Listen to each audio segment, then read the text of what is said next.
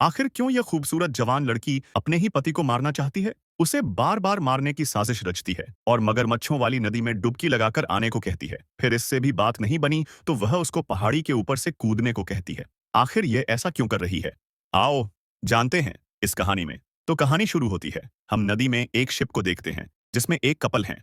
एक चालाक खूबसूरत लड़की अपने अमीर पति को मारने के लिए साजिश रचती है। वह बार बार उसे नदी में गोता लगाने के लिए उकसाती रहती है। आदमी उसके बहकावे में आकर मगरमच्छों वाली नदी में छलांग लगा देता है। शांत नदी को देखते हुए शियाओ ली के दिल में जबरदस्त खुशी दौड़ जाती है। उसे लगता है उसकी चाल सफल हो गई है और अब अरबों की संपत्ति उसी की होगी। लेकिन तभी वह बेवकूफ आदमी अचानक नाव के पीछे से बाहर निकल आता है। असल में वह सिर्फ मजाक कर रहा था। वह उसे डराना चाहता था। शियाओ ली के चेहरे पर मुस्कान होती है, लेकिन उसके दिल में अब भी खून की साजिश छिपी रहती है। एक चाल फेल होने के बाद वह दूसरी चाल चलती है। वह पति से कहती है कि वह ऊंचाई से पानी में कूदकर दिखाए। आदमी उसकी मीठी बातों के सामने टिक नहीं पाता। उसे लगता है यह तो बहुत आसान है। वह महिला की उत्सुक नजरों के सामने चट्टान के किनारे पहुंच जाता है। गहरी सांस लेकर हिम्मत जुटाता है और छलांग लगा देता है। काफी देर बीत जाती है, लेकिन आदमी वापस नहीं आता। शियाओ ली सोचती है अब तो सब पक्का हो गया। फिर भी पूरी सावधानी के लिए वह कई बार देखने जाती है। वह जानबूझकर बहुत परेशान होने का नाटक करती है, जबकि अंदर से खुशी से उछल रही होती है। लेकिन ज्यादा देर खुश रहने से पहले ही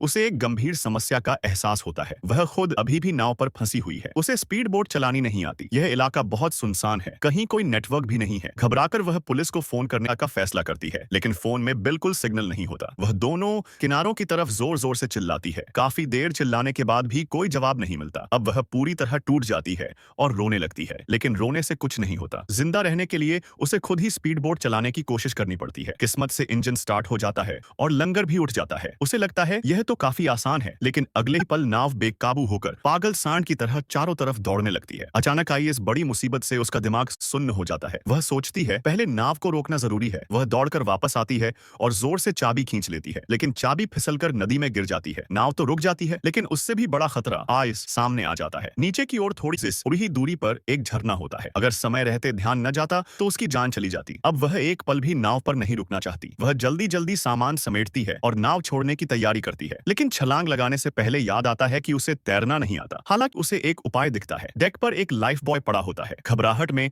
वह बिना सोचे उसे नदी में फेंक देती है। अगले ही पल उसे अपनी गलती का एहसास होता है। लाइफ बॉय ऐसे इस्तेमाल नहीं किया जाता। वह देखती है कि लाइफ बॉय उससे दूर बहता जा रहा है। पीछे मुड़कर देखती है तो झरना तेजी से पास आ रहा है। अब उसके पास कोई और रास्ता नहीं बचता। वह सामान उठाकर जल्दी से नाव के केबिन में घुस जाती है। एक कोने में सिकुड़कर कांपते हुए किस्मत के फैसले का इंतजार करती है। खुशकिस्मती से झरना ज्यादा ऊंचा नहीं होता। कुछ देर बाद वह किनारे पर जा लगती है और उसकी जान बच जाती है। होश में आने के बाद सबसे पहले वह मोबाइल निकालकर देखती है, लेकिन निराशा ही हाथ लगती है। अब भी कोई नेटवर्क नहीं। गहरी बेबसी उसे तोड़ देती है। वह जंगल की तरफ चिल्लाकर अपना गुस्सा निकालती है। थोड़ा शांत होने के बाद उसे समझ आता है कि यूं हार मानना ठीक नहीं। यहाँ मरने से बेहतर है जंगल में किस्मत आजमाई जाए, जैसे टीवी के वाइल्ड सर्वाइवल शो में लोग करते हैं। सोचने में तो इतना मुश्किल नहीं लगता, बल्कि थोड़ा रोमांचक लगता है। बिना देर किए वह तैयार होती है। वह अपने चेहरे पर पूरा मेकअप करती है, फिर चमकीली लाल ड्रेस पहनकर खतरों से भरे जंगल में घुस जाती है। ज्यादा दूर नहीं जाती कि ताजे पैरों के निशान उसकी नजर में आ जाते हैं। वह अचानक सिर उठाकर देखती है। थोड़ी दूरी पर एक भूरा भालू नदी के किनारे खाना ढूंढ रहा होता है। इतनी नजदीकी दूरी देखकर उसे लगता है अब तो मौत पक्की है। वह चाहती है कि चुपचाप पीछे हट जाए, लेकिन ऐसा होना नामुमकिन है। भालू शिकार को देखते ही हमला कर देता है। जिसे वह निशाना बनाता है वह बच नहीं पाता। वहीं शियाओ ली 2 कदम भी नहीं दौड़ पाती और ऊंची एड़ी के जूतों में उलझकर गिर जाती है। अब उसे किसी इज्जत वज्जत की परवाह नहीं रहती। वह जल्दी से जूते उतारकर भालू की तरफ फेंक देती है। भालू समझता है किसी ने कुछ खाने को फेंका है। वह उन बदबूदार जूतों को सूंघने लगता है। शियाओ ली इस मौके का फायदा उठाकर जंगल में भाग जाती है। वह तब तक नहीं रुकती जब तक अंधेरा नहीं हो जाता। ठंड लगने लगती है। वह आग जलाने की कोशिश करती है। सोचना आसान होता है, करना मुश्किल। काफी कोशिश के बाद भी आग नहीं जलती। उसे समझ आता है कि टीवी सब झूठ दिखाता है। मजबूरी में वह कूद फांद कर शरीर गर्म रखने की कोशिश करती है। तभी उसे महसूस होता है कि कोई उसे घूर रहा है। वह पलटकर भागती है और एक टहनी से टकराकर बेहोश हो जाती है। सुबह हो चुकी होती है। उसे पता चलता है कि रात को जो चीज थी वह एक सफेद लोमड़ी थी। भूख से उसकी हालत खराब हो चुकी होती है। बैग में कुछ खाने को नहीं मिलता। फोन में थोड़ी बैटरी बची होती है। वह फोटो गैलरी में खाने की तस्वीरें देखकर खुद को बहलाती है, लेकिन और ज्यादा भूख लगने लगती है। आखिरकार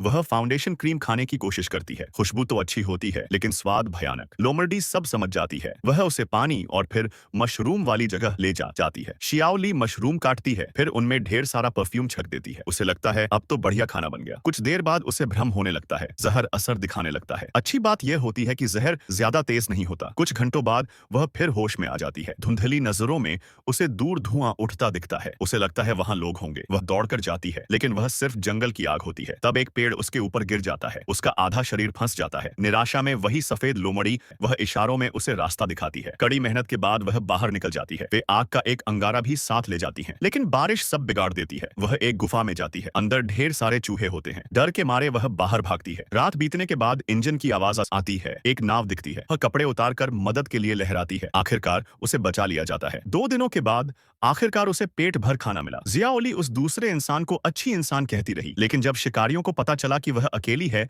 तो उन्हें तुरंत शक हुआ। जानवरों के डॉक्टर का गुर्गा जोश में आकर उसे पेड़ों के झुंड में खींच ले गया। जियाओली का एहसान फरामोश बर्ताव देखकर जानवरों के डॉक्टर ने एक खंजर दिखाया, जिससे वह हार मान गई। जैसे ही चाकू निकाला गया, जियाओली और भी शांत हो गई, लेकिन जैसे ही वे आगे बढ़ने वाले थे, पीछे से उसे बेबसी का एहसास हुआ। जरूरी मौके पर एक औरत आगे बढ़ी। जिस औरत ने उसकी जान बचाई वह उस इलाके की फॉरेस्ट रेंजर थी। यह जानने पर कि जियाओली का सामना गुंडों के एक गैंग से हुआ है, वह तुरंत अपने आदमियों को ले गई। इस बीच गुर्गा, जो पूरी तरह मरा नहीं था, लीडर को खबर लाया। दोनों ग्रुप्स ने तुरंत जान मौत का मुकाबला शुरू कर दिया। आखिर में फॉरेस्ट रेंजर की काबिलियत काम आई और उसने गुंडों को सफलतापूर्वक भगा दिया। हालांकि गुंडे एक साथी को खो चुके थे, इसलिए दोनों को भागने नहीं दे रहे थे। हालांकि वे कुछ देर के लिए पीछा करने वालों से बच निकले थे, लेकिन औरत की स्पीड बोट पर कई गोलियां लगी थीं और इंजन खराब हो गया था। फॉरेस्ट रेंजर जल्दी से किनारे पर गया, लेकिन जियाओली अभी भी वहीं खड़ी थी, हैरान। उतरने से मना कर रही थी। खुशकिस्मती से फॉरेस्ट रेंजर ने सब्र रखा और उसे समय पर ऊपर खींच लिया, और इस छोटे से काम से उसकी जान बच गई। फिर दोनों भागने लगे। हालांकि जियाओली की ताकत जल्दी ही कम हो गई और उसका गुस्सा और बढ़ गया। उसने रेंजर पर उसकी लापरवाही का इल्जाम भी लगाया। वह बस थोड़ी मुश्किलें सहकर बच सकती थी, लेकिन रेंजर के एक गुर्गे को मारने के काम ने गुंडों को लगातार पीछा करने के लिए उकसाया था। अगर वे पकड़े जाते तो वे मर जाते। क्या वह इंसान भी होता? रेंजर को समझ नहीं आ रहा था कि ऐसा इंसान कैसे होता है। उसने किसी को बचाने के लिए अपनी जान जोखिम में डाली थी, और अब यह उसकी गलती थी। इसे और बर्दाश्त न कर पाने पर उसने जियाओली को बुरी तरह पीटा। इससे आखिरकार जियाओली और ज्यादा बात मानने लगी। अब वह उसकी पीठ पीछे शिकायत करने की हिम्मत नहीं कर पा रही थी, लेकिन पुराने जंगल से पैदल निकलना मुश्किल होगा। यह सोचकर उन्होंने नदी पर अपनी किस्मत आजमाने का फैसला किया, इस उम्मीद में कि कोई गुजरती हुई नाव उन्हें बचा लेगी। लेकिन रात होने तक उन्हें एक भी आदमी नहीं मिला। खुशकिस्मती से फॉरेस्ट रेंजर की सर्वाइवल स्किल्स बहुत अच्छी थीं। उन्होंने रात का खाना पेट भरकर खाया और पेट भरने के बाद अगले दिन की प्लानिंग करने लगे। कुछ एनालिसिस के बाद उन्होंने डाकुओं को टारगेट करने का फैसला किया। बिना किसी और देरी के रेंजर ने जाल बिछाया और सुबह सुबह जलाने के लिए लकड़ी इकट्ठा की। दूसरी ओर जियाओली पूरी तरह से शांत रही, यहाँ तक कि इस समय उसने बहुत अच्छे कपड़े भी पहने हुए थे। यह साफ नहीं था कि उसके दिमाग में क्या चल रहा था, लेकिन रेंजर ने बहस करने की जहमत नहीं उठाई। उसने जल्दी से एक कैंप फायर जलाया और घने धुएं ने डाकुओं का ध्यान खींचा। हालांकि जब वे अपने कैंप पहुंचे तो वह सुनसान था। सभी निशानों से पता चल रहा था कि दोनों कुछ समय के लिए चले गए थे, क्योंकि उनका निजी सामान अभी भी वहीं था। जब तक उनमें से एक जाल में नहीं फंसा, तब तक लीडर को आखिरकार एहसास नहीं हुआ कि उनके साथ धोखा हुआ है। हाँ, यह रेंजर के आदमियों की ध्यान भटकाने की चाल थी, उनकी स्पीड बोट जब्त करने की एक चाल। रेंजर बेतहाशा नाव को धक्का दे रहा था, जबकि शियाओली ने बेवकूफ की तरह मदद करने की पेशकश भी नहीं की। जब तक फॉरेस्ट रेंजर ने उसे याद नहीं दिलाया, तब तक उसने धीरे धीरे चप्पू उठाया था, लेकिन उसका हिचकिचाता हुआ तरीका किसी को भी परेशान करने के लिए काफी था। बेहतर होता कि मदद ही न की जाती। इस बीच गुंडों को एहसास हुआ कि क्या हो रहा है। वे तेजी से वापस भागे, क्योंकि उन्होंने दूर से ही 2 आदमियों को नाव चुराते हुए देख लिया था। तो ऐसे ये दोनों यहां से भागने में कामयाब हो जाती है। तो अगर आपको ये वीडियो अच्छी लगी है तो इसको लाइक जरूर करना, और ऐसी और कहानी के लिए अपने चैनल को जरूर सब्सक्राइब करो।